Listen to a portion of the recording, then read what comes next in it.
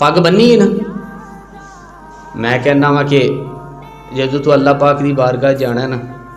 ते तेनों तेरे रब ने पूछना 10 बंदिया वोटी लैन गया सी ते पग बन लई कदी साडे यार लई भी बन्नी सी पहन के यार ओ फिल्म विच पता उन्होंने अपने बाबे की पग नहीं छड्डी और असी मस्जिद विच भी टोपी छड्ड दित्ती। मस्जिद च तो नंगे सिर ही आउंदा हुंदा सा वोटी लैन जांदे आ जनाब पूरा सैट वो सारी गल्लां होणगियां। असी उन्हां वास्ते टोपी नहीं रख सकिया तुहाडे नाल वसदे ने सिख बार्डर नाल लगदा ना उन्हें फिल्म इंडस्ट्री शुरू की और हो की रहा कि सिखां दी फिल्म दे विच जो सिख लड़का हीरो का रोल करेगा ना हालांकि नंगे सार तो उन्होंने आना चाहिए क्यों बोले उन्हें कभी हीर बंदे इधर नचना हीर बंदे इधर नचना उन्हें पाफ इंज नहीं करना नंगे सार तो उन्होंने आना चाहिए